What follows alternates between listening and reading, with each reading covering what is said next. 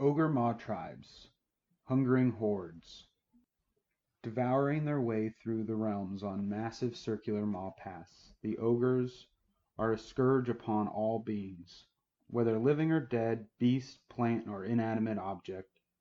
Nothing is safe from their insatiable hunger. These brutish tyrants can chew through solid metal and crush a man's skull to pieces with a single bite.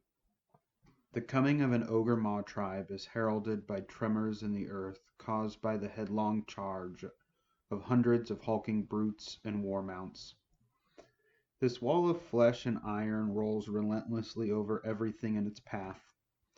Those who stand in its way are crushed to bloody ruin by boisterous packs of ogres who crack open skulls and shatter limbs with their heavy iron-wrapped clubs, stuffing their gaping maws with flesh after every kill.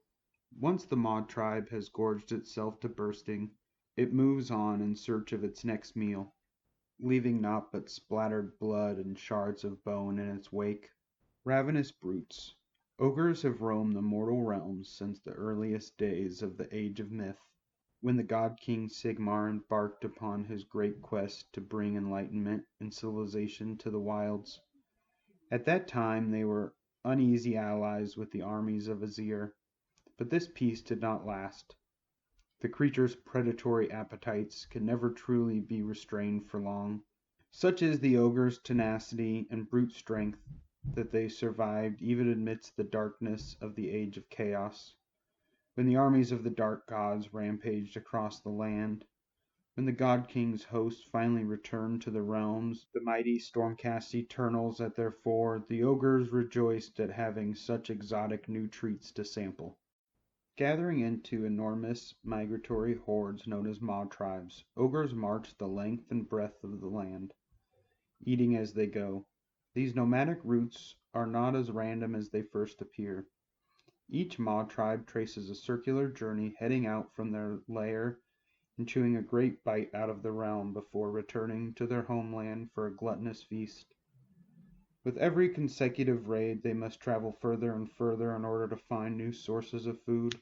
Those unfortunate civilizations that lie on the route of this mob path are often devoured, for few armies can stop the devastating momentum of an ogre attack. An ogre warrior stands twice the height of a mortal man, though the sheer girth of these creatures makes them appear far larger and more ferocious to their foe.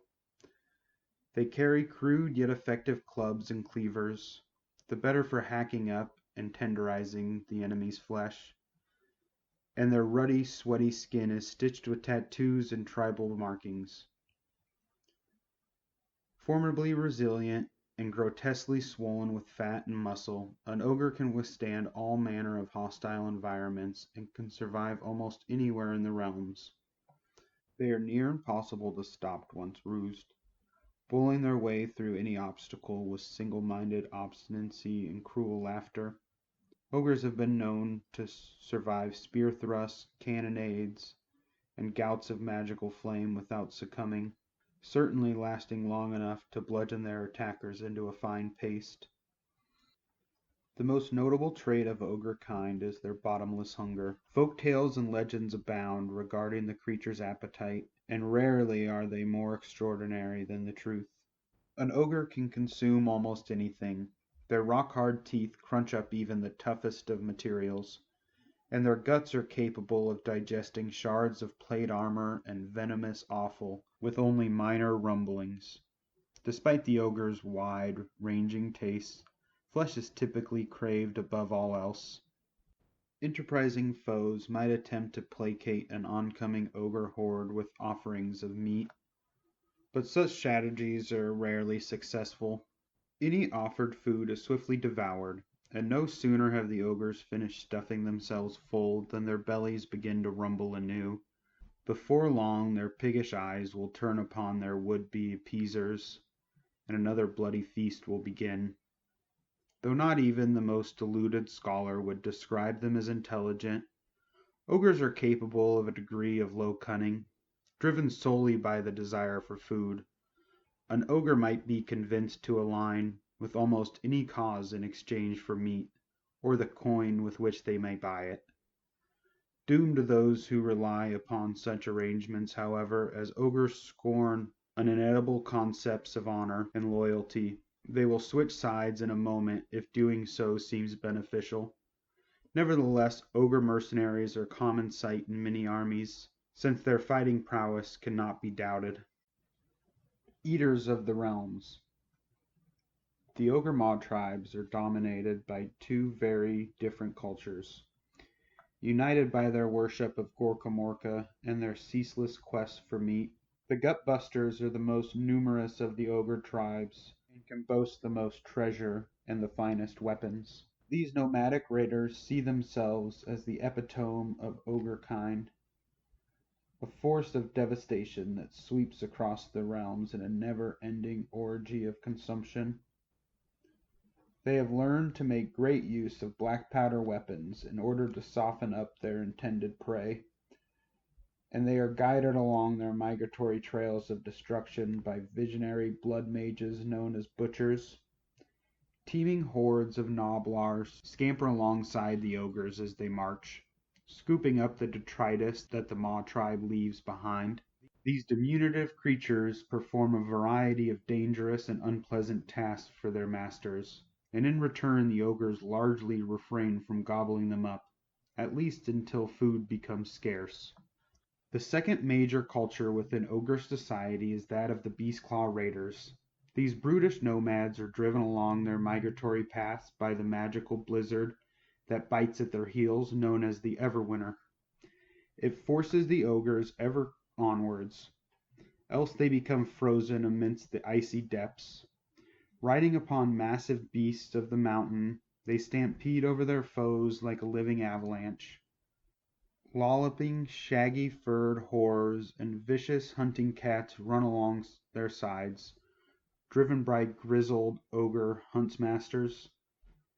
Defeated enemies are either eaten in the spot or gathered up in the ogre saddlebags to be consumed at a later date.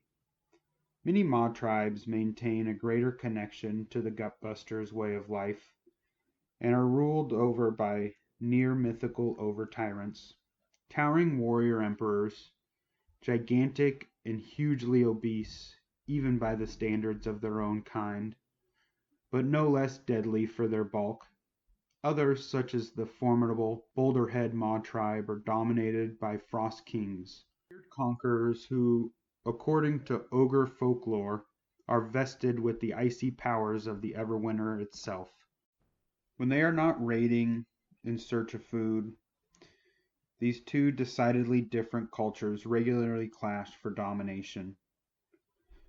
The civil wars that often result from these hostilities are terrible bloodbaths, but they do lead to a surplus of quality meat. Ogres are not too proud to feast upon their own kind given the opportunity. In truth, many tyrants and frost lords consider such flesh to be a delicacy. Regardless of their roots of their society, nearly every Mawtribe contains a number of wargluts, nomadic tribes of the Gutbuster ogres, as well as many Beastclaw Raider Allfrostons. Though this relationship is not always a peaceful one, it undoubtedly makes the Mawtribe a power to be truly feared. When their shared hunger unites the various ogre cultures in a single meaty fist, the resulting rampage of destruction and ravenous consumption spells disaster for every living thing in the vicinity. This was the Hungering Hordes lore from the Ogor Mawtribes Battle Tome.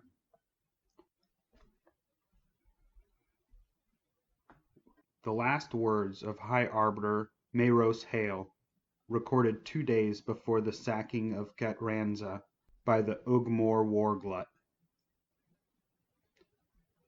We have offered half a season's grain, 6 tons of pickled raga meat, 376 caskets of Saphian amber, and 3 steam tugs filled with freshly caught silt eels. How will we feed the garrison in the coming days, I do not know, but praise the God King, the ogres have accepted the proposed terms. Catranza is safe.